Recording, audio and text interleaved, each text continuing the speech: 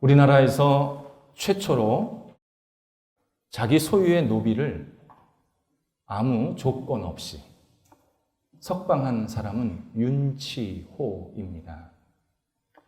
그는 애국가 작사가일 것이다 특정되는 인물입니다. 일제강점기에 서재필 등과 함께 독립운동을 주도하기도 했습니다.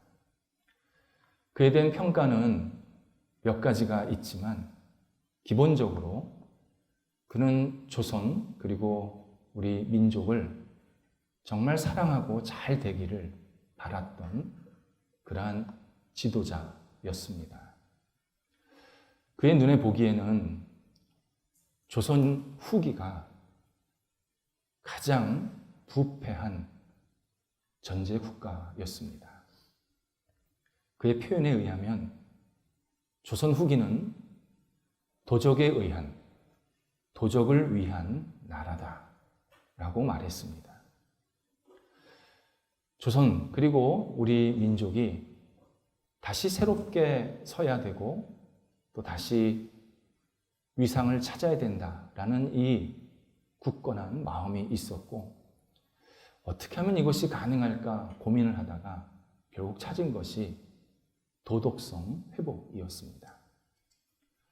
도덕성 회복이라는 것이 일반 정치 이론 또는 지식에 따라서 도덕성이 갖춰지는 것이 아니라 선한 종교, 정말 올바른 종교가 우리 사람 한 사람에게 들어가서 그의 마음을 변화시켜야 된다. 그래야 우리 민족이 살 수 있고 조선, 나중에 이제 해방 때 그가 죽게 되는데요. 대한민국이 다시 설 수 있다. 이런 확신을 가지게 되었습니다. 그리고 그가 만난 신앙이 기독교 신앙입니다. 그는 처음에 기독교 신앙을 그냥 우호적으로만 받아들였습니다. 아, 좋은 신앙이구나. 근데 시간이 지나면 지날수록 기독교 신앙이 우리 민족 그리고 조선 사회를 완전히 바꿔놓을 수 있겠다. 이것이 우리의 유일한 대안이다. 확신을 하게 됩니다. 그가 이런 말을 합니다. 일반 사람들은 사람이 태어날 때 선하다고 생각한다. 하지만 기독교 신앙에서는 사람이 죄인으로 태어난다고 알려준다. 일반 이론에 따르면 사람은 의로운 존재이기 때문에 이 세상 살다 보면 자연스럽게 타락할 수밖에 없다. 반면 기독교 신앙을 받아들이면 인간은 죄인이기 때문에 하나님의 능력과 은혜가 반드시 필요하고 그 능력을 받으면 그는 성품이나 그의 인생이 더 올바르게 변하는 일밖에 남지 않는다. 그렇다면 왕으로서 태어나서 종으로 죽는 것보다 종으로 태어나서 왕으로 죽는 것이 훨씬 가치 있는 것 아닌가. 나는 기독교 신앙을 굳게 붙잡는다. 그리고 이 신앙으로 우리 백성들을 끝까지 가르치고 지도할 것이다. 자기 일기에 그렇게 썼습니다. 그렇다고 윤치호 씨가 단순히 사회운동 내지는 도덕성 함양을 위해서 기독교 신앙을 받아들이는 것은 아닙니다. 그가 선교사 본넬에게 세례를 받게 되는데 그 세례를 받기 전에 자기 신앙 고백서를 제출을 하게 됩니다. 이 신앙 고백서 감동입니다. 제가 직접 읽어드려야 우리가 그분의 진정 어린 신앙을 잘 이해할 수 있습니다. 저는 불신자의 나라에서 태어나 불신자 사회에서 자라서 불신자 문서로 가르침을 받았습니다. 인생은 짧은 것으로 생각하여 즐기길 원했고 스스로 건강한 자라고 생각했기에 의원이 필요 없다고 생각했습니다. 하지만 그럴수록 제 삶은 더 타락의 길로 갔습니다. 그러던 제가 그리스도를 만난 후 저의 약함을 깨닫기 시작했습니다. 동시에 제가 아무리 애써도 죄를 스스로 해결할 수 없다라는 사실도 발견하게 되었습니다. 이제 저는 소망을 갖고 세례를 받고자 합니다. 제가 지닌 재능과 시간을 다 바쳐 하나님께서 원하신 대로 저 자신을 드리며 형제들을 위해 유익한 삶을 살고자 합니다. 그래서 죽음의 문 앞에서 서 있더라도 다른 구원의 길을 찾지 않을 것입니다. 저는 믿습니다. 하나님은 사랑이십니다. 예수님은 구세주이십니다. 성경의 모든 예언도 사실이 될 것을 믿습니다. 1887년 3월 23일 윤치호. 제가 이 신앙 고백을 묵상하면서 하나님께서 이 사람을 통해서 대한민국을 세우셨구나. 이 사람의 신앙을 통해서 위에 많은 후학들이 예수 그리스도를 믿게 하셨구나. 분명히 깨닫게 되었습니다. 오늘 본문은 예수님께서 사마리아 사역 가운데에서 절정에 해당하는 내용입니다. 많은 사마리아 사람들이 예수님을 믿고 따르게 되었습니다. 이때 사마리아 사람들이 예수님, 저희와 조금 더 시간을 가져주세요. 간청을 하게 됩니다. 이때 예수님이 그들과 이틀을 더 유하시게 되었다라고 설명합니다. 이틀 동안 같이 밥 먹고 잠자고 이야기를 나누고 진리를 더 구체적으로 전해 주시게 됩니다. 그랬더니 42절에서 사마리아 사람들이 자신들에게 예수님을 소개해 준 여성에게 이렇게 이야기합니다. 당신이 우리에게 예수님을 말씀해 주셔서 우리가 예수를 믿게 되었습니다. 그런데 더는 아닙니다. 우리가 직접 예수님을 만났고 그분 이야기를 들었고 그분과 함께 말씀을 나누었습니다. 그분은 진정 세상의 구주이십니다. 우리는 그분을 굳건히 믿고 따를 것입니다. 이렇게 여성에게 본인들의 신앙 고백과 다짐을 이야기를 하게 됩니다. 가장 이상적인 복음을 받아들인 사람의 모습입니다. 복음을 전했는데 그가 받아들여서 직접 예수님을 만나서 저는 당신 때문에 예수 믿는 게 아니라 예수님 때문에 믿겠습니다. 확신을 하고 있었습니다. 사마리아 사람들이 고백한 세상의 구주라는 이 내용은 정말 중요한 표현입니다.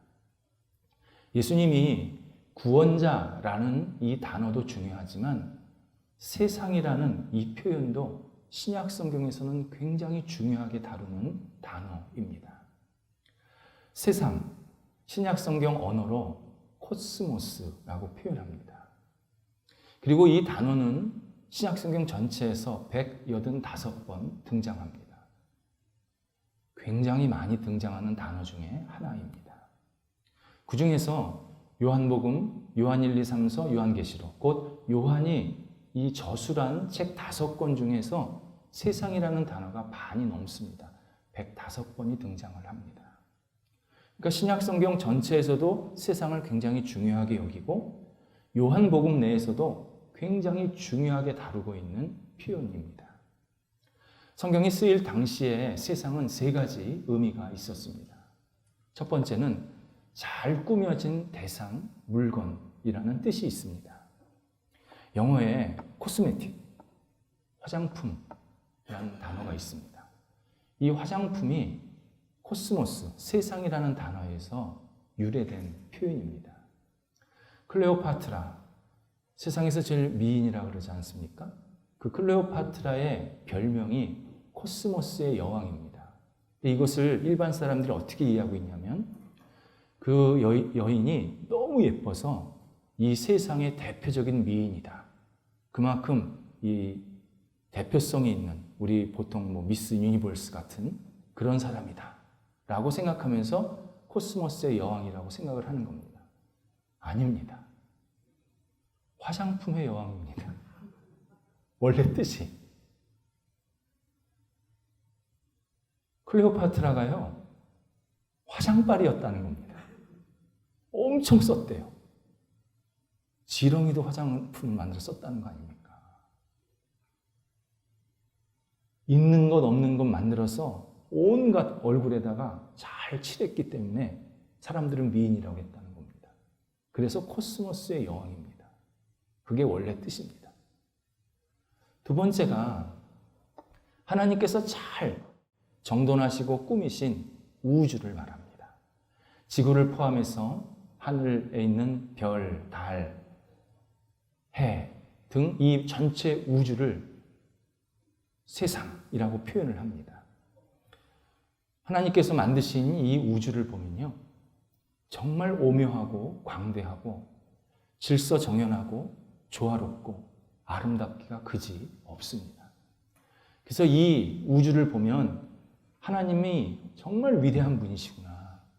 이분은 인간과는 비교될 수 없는 엄청난 분이구나. 이것을 그냥 우리가 직감으로 깨닫게 됩니다. 그래서 수많은 사람들이 하나님의 이 모습을 보면서 많은 것들을 배워서 예술가가 되었고 건축가가 되었고 과학자가 되었고 수학자가 된 겁니다. 하나님이 이 만드신 세상을 보니까 이분의 모습을 따라가면 내가 뭔가 할 수 있겠다 해서 그렇게 학문들이 계속 나타나게 되었습니다. 세 번째가 인간들 또는 인간들이 사는 세상, 사회, 인류를 말합니다. 이것이 요한복음에 나오는 대부분의 용례입니다. 요한복음에서 세상은 인간들 또는 인간들이 사는 세상, 인류를 말합니다. 이때 요한복음 전반부에서는 보편적인 인류를 말하고 후반부, 뒤쪽으로 가면 갈수록 타락한 인간들 그리고 하나님께 범죄한 인류를 설명해주고 있습니다. 오늘 본문에서 사마리아 사람들이 세상의 구주라고 할 때 이 세상은 보편적인 인류의 구주라는 표현입니다. 근데 이게 굉장히 놀라운 고백이었습니다. 먼저 예수님께서 이 세상을 구원하시는 유일한 구원자라는 고백입니다. 인간은 자기 스스로 구원을 획득할 수가 없습니다. 구원을 자생적으로 얻을 수가 없습니다. 내가 돌을 닦는다고, 내가 지식을 쌓는다고 구원이 나한테 오는 것이 아닙니다.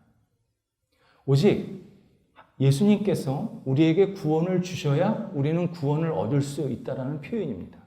세상의 구주라는 말이 뭐냐면 구원자 예수님께서 세상 안으로 들어오셔서 우리에게 구원을 주셨다라는 표현입니다. 그게 세상의 구주입니다. 마치 야간에 운동선수들이 경기를 하려면 바깥 높은 곳에서 조명이 비춰줘야 합니다. 그래야 선수들이 마음 놓고 안전하게 경기에 임할 수 있습니다. 마찬가지로 우리의 인생에 바깥에서 예수님께서 생명의 빛, 구원의 빛을 비춰주시고 우리는 그 빛을 받아들여야 구원받은 사람으로서 또 이 땅에서 정말 올바른 그리고 신실한 삶을 살아갈 수 있도록 만들어 주시는 겁니다. 오직 예수님께서 우리의 영혼에 빛을 비춰주셔야 우리가 구원도 얻고 올바른 삶을 계속 살아갈 수 있다는 이 표현, 이것이 세상의 구주입니다. 예수님만이 나를 구원하실, 우리를 구원하실 분이십니다. 라는 고백이었습니다. 또 하나가 당시 유대인들은 유대인들의 구주만을 생각했습니다. 이제 구원자가 세상에 오신다고 하면 우리 유대인들이 구원을 받을 것이다. 다른 나라 사람들, 다른 민족이 구원받는다라는 이 개념 자체가 머릿속에 없었습니다. 그래서 당시 유대인들은 유대인들의 구원자, 예루살렘의 구원자, 이스라엘의 구원자를 늘 기대하고 있었습니다. 이것은 유대인들만 이런 게 아니라 주변 다른 나라 사람들도 똑같은 생각을 했습니다. 그리스는 그리스인의 구원자, 로마는 로마인의 구원자를 기다렸습니다. 그리스인의 구원자는 대부분 철학자였고 로마인의 구원자는 대부분 정치인, 황제였습니다. 그래서요, 고대 로마, 그리스에서 그렇게 철학자와 정치인들을 미화, 우상화한 겁니다. 그 사람이 우리를 구원해 줬으면 좋겠다라는 그런 바람으로. 그런데 똑같은 유대인이지만 사마리아 사람들은 예수님을 두고 온 인류의 구원자라고 고백한 겁니다. 더 명확하고 깊은 성숙한 고백을 한 겁니다. 사마리아 사람들은 이분이, 예수님이 우리만 구원해 주는 게 아니라 온 인류를 구원하실 분이시구나, 이거를 분명히 깨달았던 겁니다. 당시 사마리아 사람들, 유대 사회에서 비판받고 손가락질받고 차별받던 사람이었습니다. 그런데 이들은 일반 유대인들과 전혀 다른 진짜 예수 그리스도를 고백하고 있었습니다. 성경에 약한 자를 들어서 강한 자를 부끄럽게 하신다는 말씀이 있는데 바로 사마리아 사람들을 두고 하신 얘기입니다. 사마리아 사람들이 정말 약하고 차별받던 사람들인데 그런데 예수님을 온전하게 고백하는 모습을 보여주고 있습니다. 그래서요, 역사에서 집단적으로, 공동체적으로 예수님을 인류의 온 세상의 구원자라고 고백한 첫 번째 사람들이 사마리아 사람들입니다. 사마리아 사람들이 공식적으로, 공동체적으로 예수님은 인류의 구원자십니다. 이렇게 고백을 한 겁니다. 인류의 구원자 예수를 각 시대마다 아주 대표적으로 최초로 고백하고 또 고백해서 그 사회를 바꾼 사람들, 인물들이 있습니다. 예를 들어서 예전에 영국의 총리였던 베냐민 디즈레일리라는 분이 있었습니다.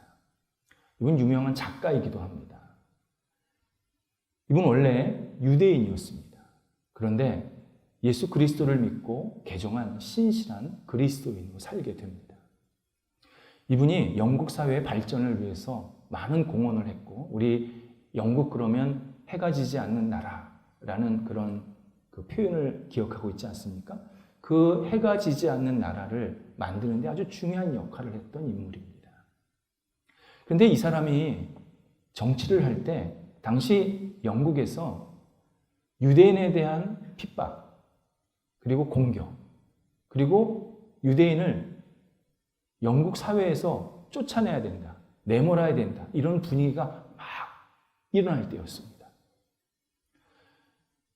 당연히 이 벤자민 디즈레일리도 의회에서 공격받고 계속 이 견제를 받는 겁니다. 왜냐하면 유대인 중에서 제일 높은 자리에 있었거든요. 결국 하원에서 이 사람을 탄핵해야 된다. 탄핵안이 발의가 됩니다.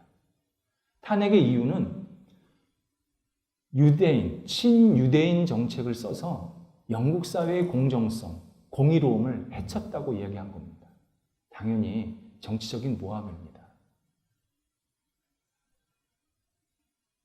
영국 사회를 해친 사람은 영국 의회였죠. 그렇잖아요? 유대인이라고 핍박한 거니까. 지금 이 사람이 탄핵받은 이유는 딱 하나였습니다. 유대인이라는 거. 그래서 차별받고 있는 겁니다. 결국 의회에서 최종 탄핵을 할지 말지 이제 투표를 하게 되는데, 투표 전에 이제 신상 발언하지 않습니까? 그 신상 발언한 내용이 또 한 번 감동입니다. 이렇게 이야기를 했습니다. 맞습니다. 저는 유대인입니다. 영국과 유럽의 조상들이 다른 사람의 물건을 탈취하고 전쟁을 일삼으며 살 때 우리 조상은 정성스럽게 만들어진 솔로몬 성전에서 점잖게 예배드리고 있었습니다. 영국과 유럽 조상들이 생명을 경시하는 야만적인 행동을 하며 살 때 우리 조상들은 생명을 소중히 여기는 하나님의 율법을 지키며 살았습니다.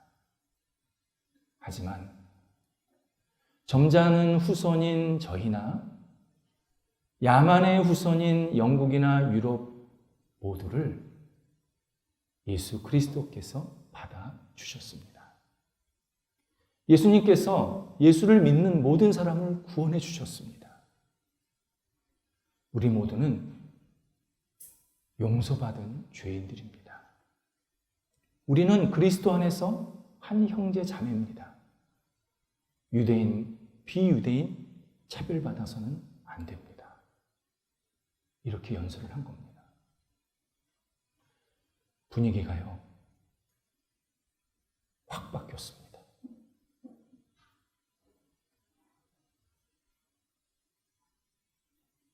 탄핵을 하려고 하는 게 아니라, 맞다. 우리는 예수님 안에서 서로 형제 자매인데 왜 우리가 서로 적대하고 미워해야 되느냐. 그러면서 차별금지법을 발의하게 됩니다. 그래서 계층이나 신분에 따라서 절대 차별받으면 안 된다.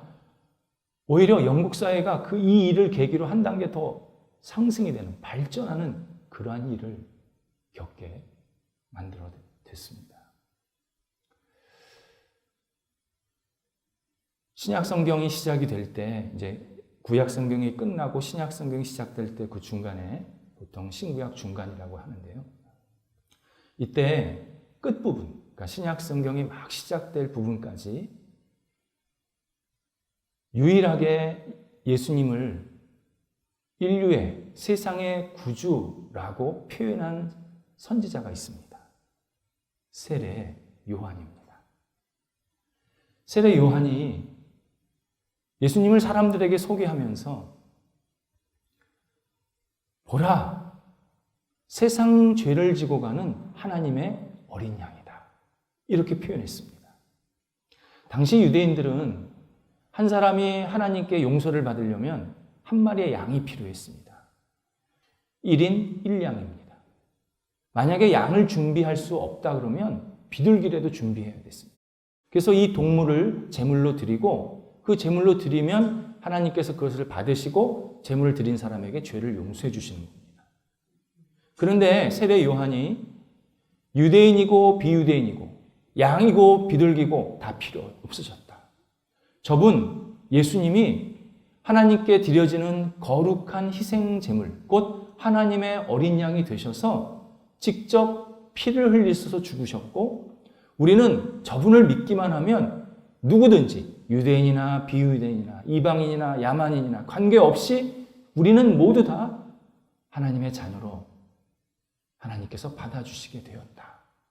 이렇게 인류의 구원자인 예수 그리스도를 사람들에게 소개했습니다. 세월이 흐르고 난 다음에 제자들 중에서 최초로 예수님을 세상의 구주라고 세상 사람들에게 알려준 사람이 오늘 요한복음의 사도 요한입니다. 그는 요한복음 3장 16절에서 하나님이 세상을 이처럼 사랑하사 독생자를 주셨다라고 소개를 하고 있습니다. 여기서 말하는 세상이요, 이 요한복음 앞부분에 보통 보편적인 세상이라고 표현했는데 이 단어는 타락한 인간, 범죄한 인류를 나타내는 단어입니다. 하나님이 당신을 공격하고 죽이고 미워하고 핍박하는 사람들을 사랑하사 독생자 예수 그리스도를 세상에 보내셨다. 그래서 그분이 우리를 사랑하셔서 구원의 자리로 이끌고 계시다라고 사람들에게 예수님을 소개했습니다. 이 요한복음 3장 16절에 하나님의 사랑의 고백은 인류의 어떤 문학이나 예술에 나타나지 않는 사랑의 고백입니다. 인류의 일반적인 문학이나 작품에는 나를 사랑하는 사람을 사랑하고 나를 핍박하고 미워하는 사람은 나도 핍박하고 미워하고 복수한다. 이게 대부분의 정설이었고 주제였습니다.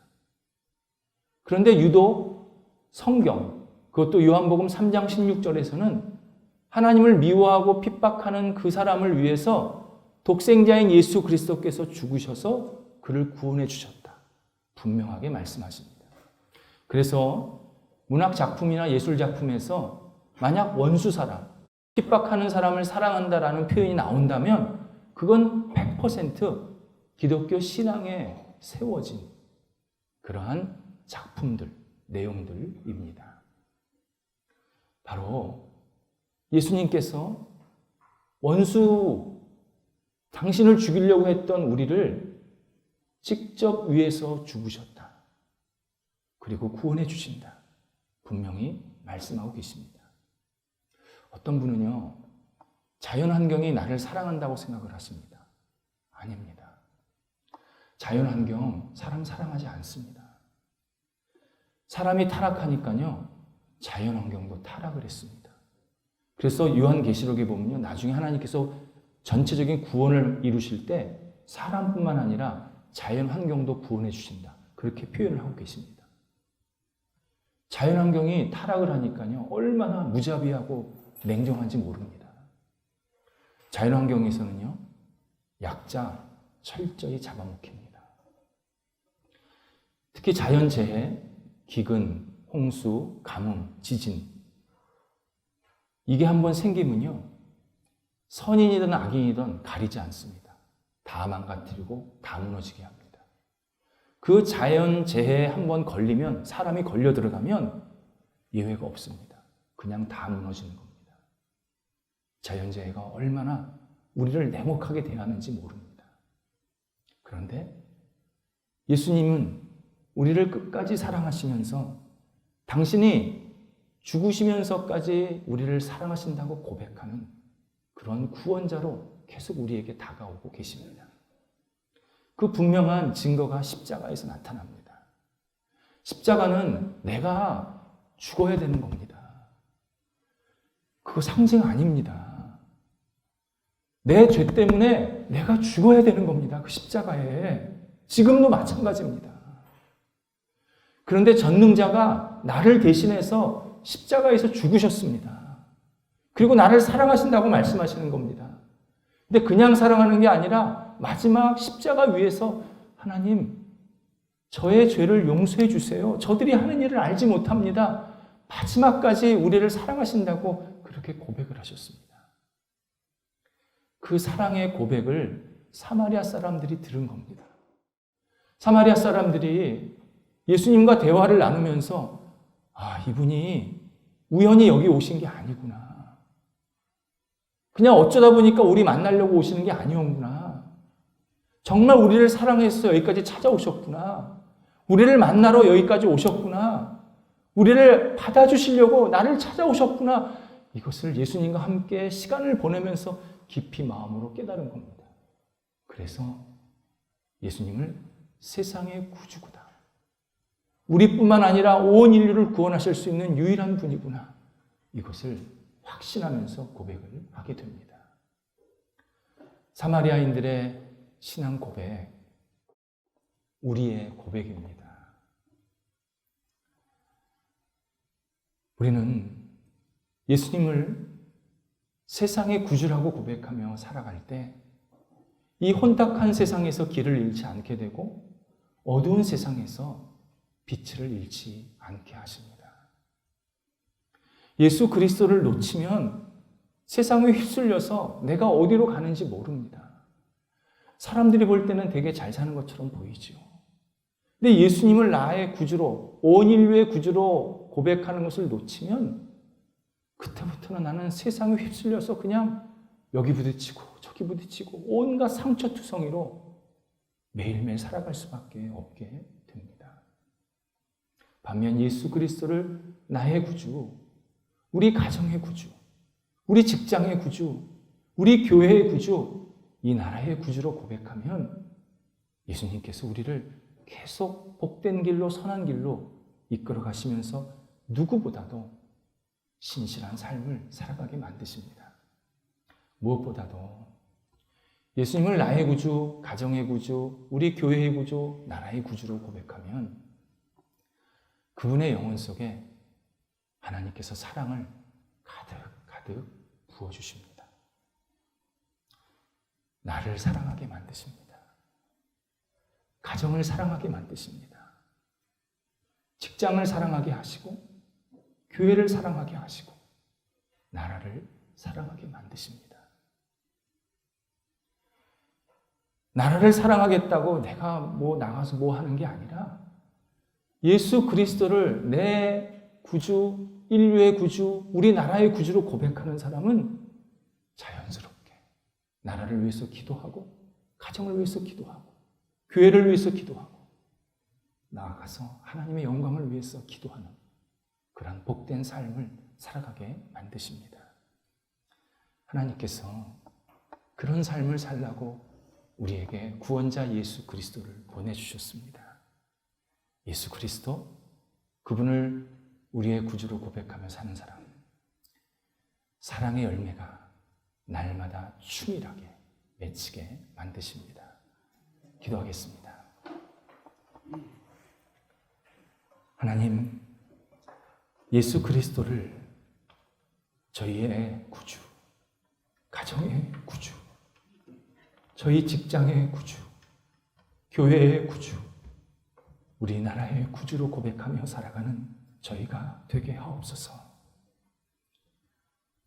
교회 나와서 나의 구주라고 고백하고 세상에서 다른 구주를 고백하지 않도록 성령께서 저희들의 영혼을 붙잡아 주시고 하나님이 기뻐하시는 신앙 고백이 날마다 저희 안에 나타나도록 인도하옵소서.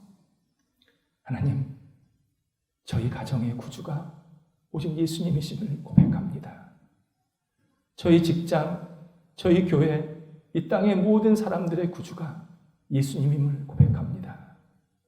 예수님께서 사랑의 열매를 가득 부어주셔서 가정과 일터와 교회와 이 나라에 진정한 치유와 회복이 나타나게 하시고 하나님께 영광되는, 하나님이 기뻐하시는 개인과 모임이 될 수 있도록 인도하옵소서.